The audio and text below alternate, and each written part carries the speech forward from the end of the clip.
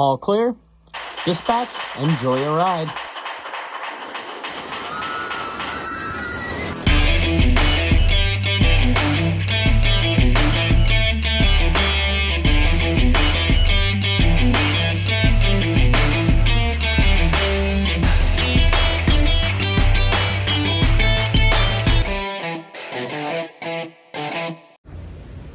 Welcome, ladies and gentlemen, to another episode of Theme Park Tempo. We are here today. Right behind me is Circus Circus. There's 2 roller coasters in there and a bunch of other cool rides we're about to get into here at my wonderful family in lovely, lovely Las Vegas. Come with us.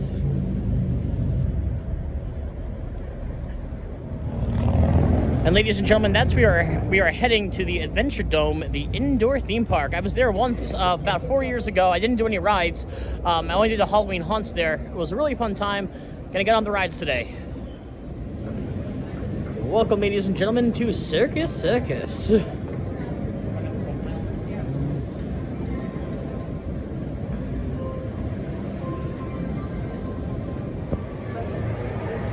Wonderful carousel-like area. The Midway. Always love the Midway. Tightrope walkers up there. They got a lot of cool Midway games here by the arcade area. Tic-tac-toe down there, Balloon Buster Classic, and of course your racing clowns here at Circus Circus. Losing my family here. Try to catch up with them here. Alright, we made our way through the casino, past a bunch of tempting slot machines, but we are focused on the Adventure Dome right here in Circus Circus, Las Vegas, Nevada. Alrighty, ladies and gentlemen, just stepped in to Circus Circus here in Las Vegas, Nevada. And what a beautiful sight this indoor circular dome of a theme park is. There's a drop ride we're going to go on in a little bit. We got our $40 wristbands. There's a clown having some fun.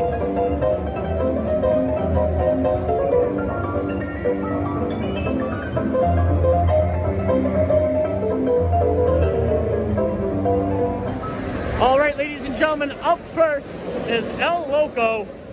It is an SNS, pretty much like a inverted wild mouse, exactly what it is. You do go upside down though. It's built like a wild mouse. 90 feet, 45 miles an hour. Really cool inversions up there, it looks like. That's definitely not a wild mouse. So a quick Wikipedia search just calls this a steel coaster. I'm gonna call this a wild inverted wild mouse. Ladies and gentlemen, we're gonna go on LOCO.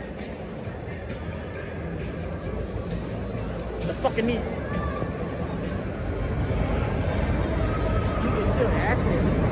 Huh, Swiggy?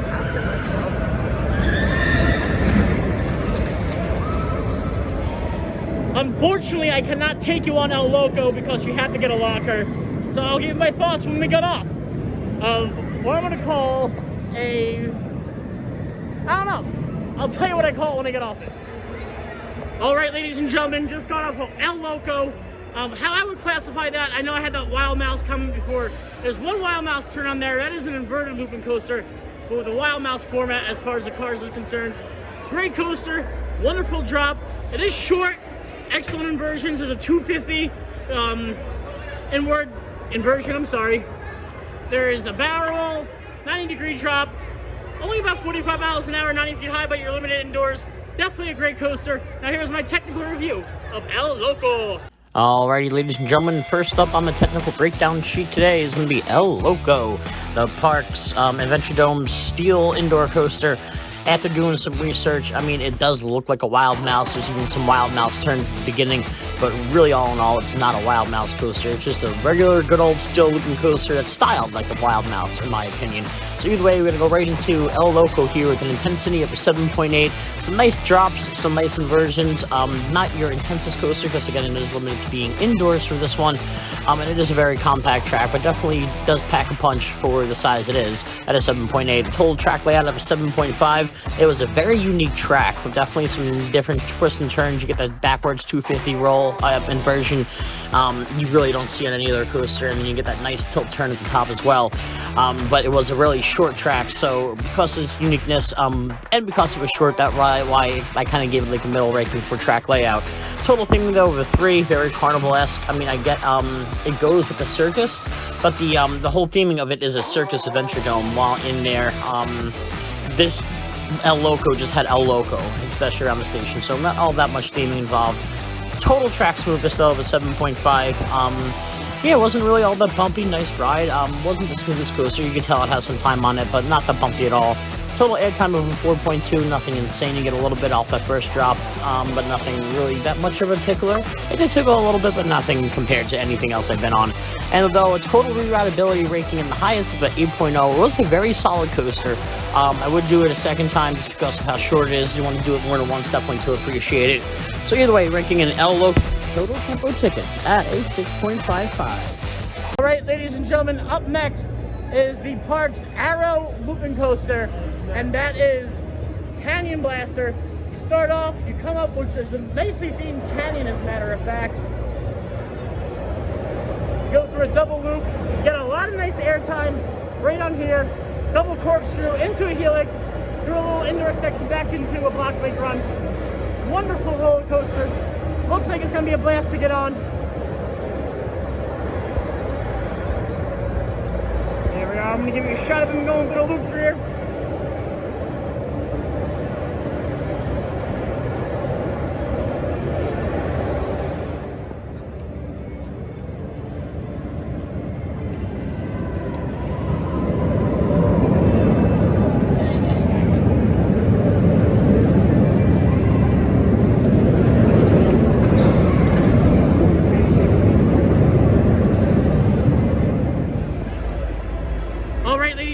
Just got off a Canyon Blaster, the park's Arrow looping coaster, and wow, that is probably one of my favorite Arrows I've ever been on. Excellent, wonderful inversions, great first drop. You actually feel a drop on that one, which is pretty cool. 2 loops in a row.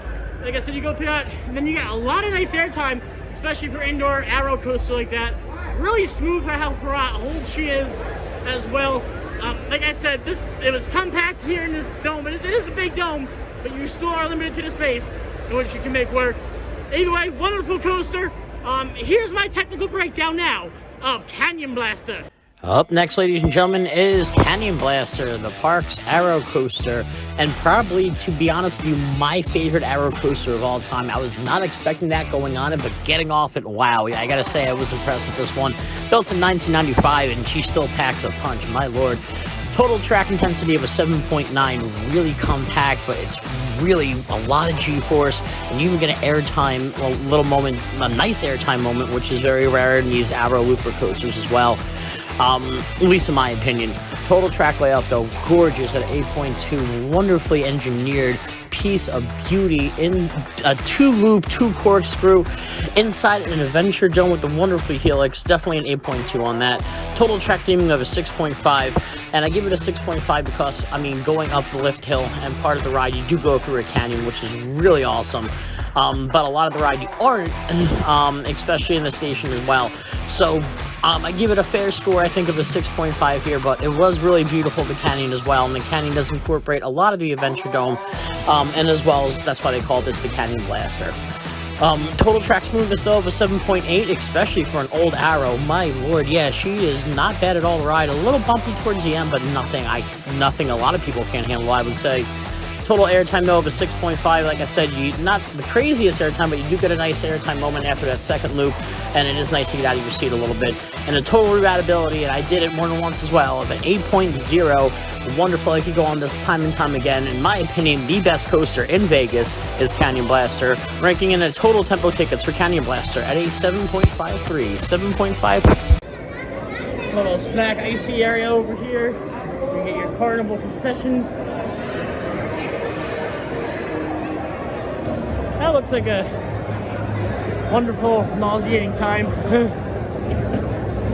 Now, unfortunately, we'll not be going on that today, but the inverter does look fun. They have a disco here, which I'm not going to justify waiting on that kind of a line for a disco flat ride, unfortunately. They have the drop tower over here.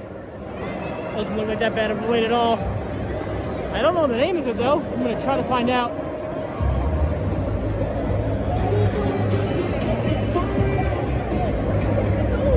sign right in front here. The Slingshot. We're gonna give it a whirl. Slingshot. All right, ladies and gentlemen, this is Slingshot. I believe it's a launch drop. I thought I saw it go up before. Unless you get a double ride. I could have sworn I saw it go up before, but it looks like it's about to get launched. I couldn't find the manufacturer of this ride online, although I just did a really quick search. I'm sure I'll find out by the time I'm doing the breakdown in the video. Get in there. Oh, there we go. Oh, and they hold you up there. Oh, that's cool. Most of them bounce, so that it shoots you up and it holds you. And now it drops you and the lights up. That's really cool. And the lights come down as that is pretty nifty. I'll give it that. This looks like a little bit of fun. Ladies and gentlemen, just got off a Slingshot. Okay, like I said, it's a different drop tower in a sense that it launches you up, holds you, and then drops you down again. Wonderful, wonderful, wonderful snappy launch, but coming down was really mild and tame. Like I said, wonderful snappy launch. Coming down it could have been a lot more forceful. It didn't feel like an actual drop. Anyway, here's my technical review of Slingshot. Next up, ladies and gentlemen, on the technical breakdown sheet is the park's launch and drop tower, both in simultaneously in one, known as Slingshot. I can't find any manufacturer of this online, so if you know the manufacturer of Slingshot, please do let me know in the comments section down below. Would be greatly appreciated.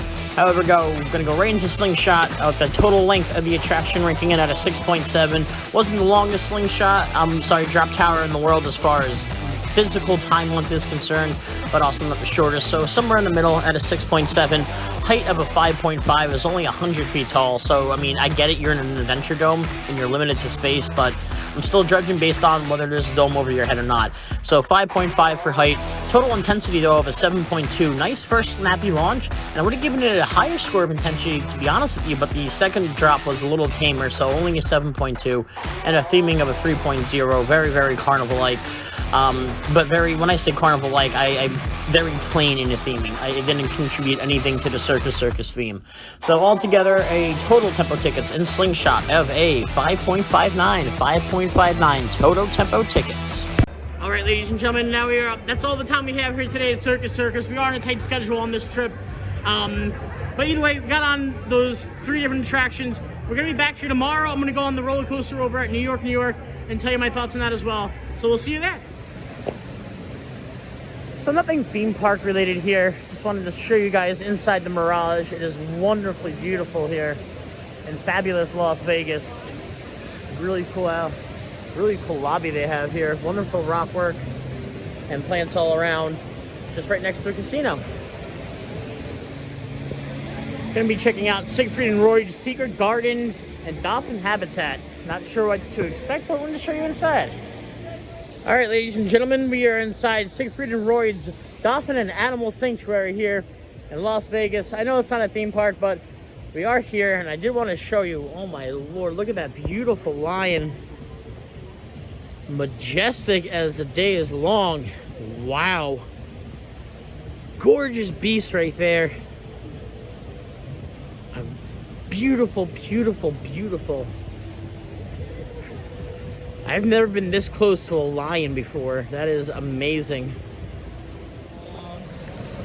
Got a sleeping white tiger here. Beautiful. Gorgeous.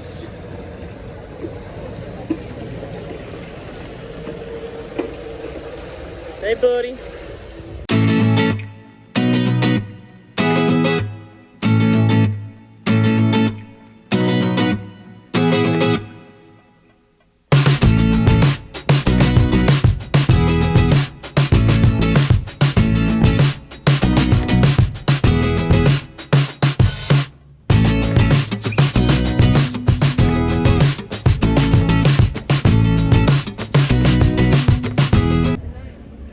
Ladies and gentlemen, coming up next is the Togo manufactured hypercoaster and the Big Apple coaster here at New York, in Las Vegas. Hopefully we can get to see it going around. We had to walk through the hotel in order to board it. There we go. Very nice. Not sure if I can take you on. The other parks I thought would let me, but they didn't. But it does look like fun here and wonderful New York, New York. 12 miles outside of the city at home, but they do a wonderful job of representing New York here, I must say. I have been here before, but I didn't get on the coasters because I was just coming for a Halloween haunt over one night, unfortunately. But finally getting on the coasters here. This will be my 162nd roller coaster. All right, ladies and gentlemen, I'm about to get on the Big Apple Coaster, which is a looping hyper coaster made by Togo. I used to go by the Manhattan Express, and previously before that, just the roller coaster. It is $20 for a one-time ride, which is insane. Yeah, I can't even, they're switching the board around, but either way, definitely want to get the credit while I'm out here. The Big Apple Coaster. All right, we just got our tickets for, well, it says the roller coaster, but the Big Apple Coaster here, following the coaster markings on the ground through the arcade. We just waited about a 15-20 minute queue line to get tickets for this. This is an enormous arcade. Beautiful, like a little roller coaster going around it. Got Halo, that's a pretty nifty Halo. Space Invaders. Gotta go here to the left.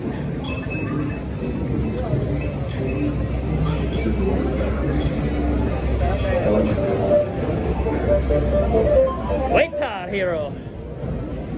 Classic skee ball.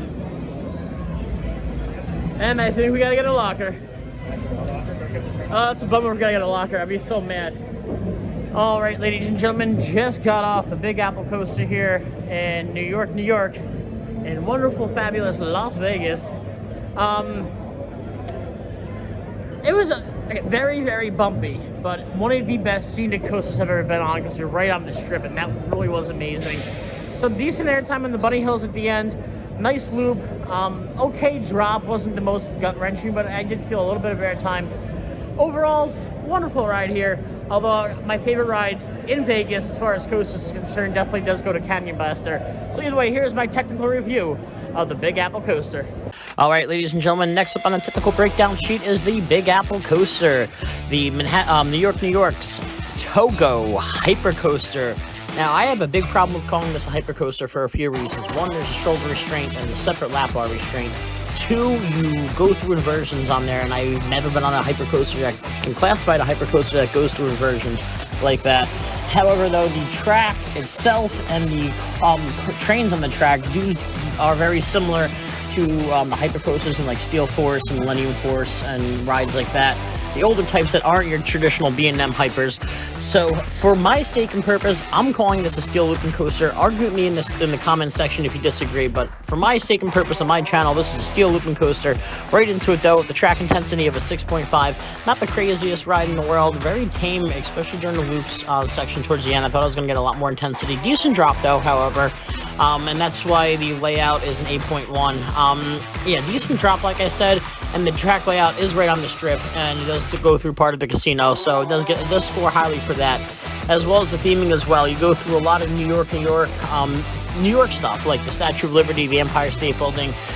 It is really nicely, but not a total themed coaster though, for all sakes and purposes, so that's why this scores a 6.2. Total track smoothest though of a 4. Yeah, extremely bumpy ride. Probably actually the bumpiest ride in Vegas. It's got some mirrors on it too, and yeah, it could use definitely a little bit of track maintenance in my opinion. Total airtime though of a 6.2. Decent drop, like I said. Decent second hill, but nothing too insane. And a total rewritability factor of a 6.7. I didn't think it was that great of a coaster. It's better than your average coaster just because of where it is, but all in all, total rewritability of a 6.7. Ranking in the Big Apple Coasters, total tempo tickets of a 6.32.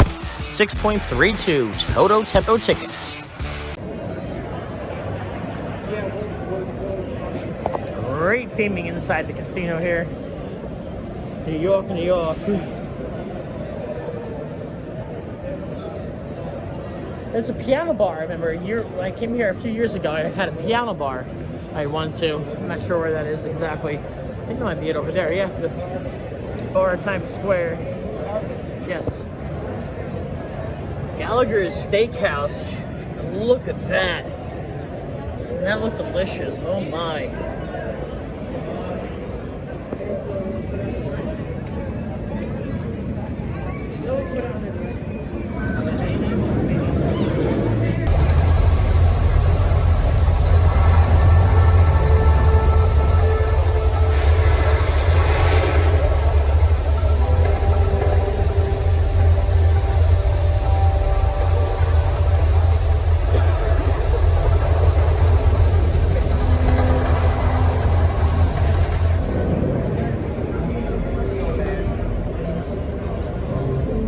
All right, ladies and gentlemen, our last stop on the Las Vegas attractions trip is going to be on top of the Stratosphere. They have many attractions here.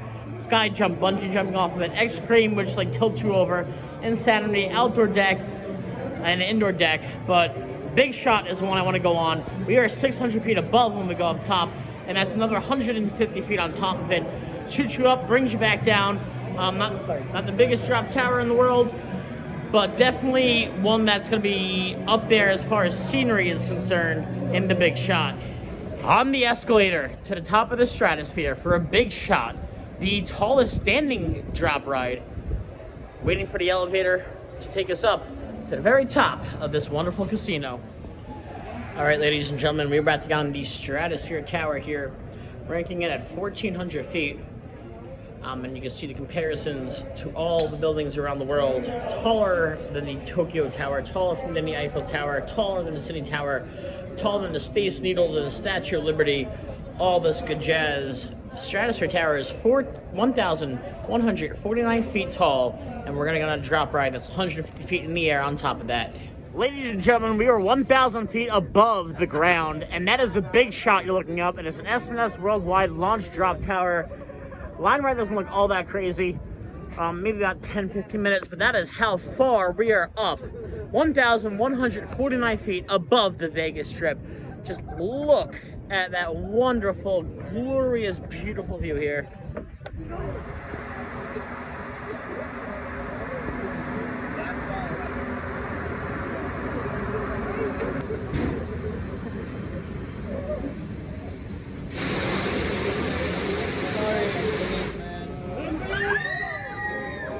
There we go, ladies and gentlemen. Woo!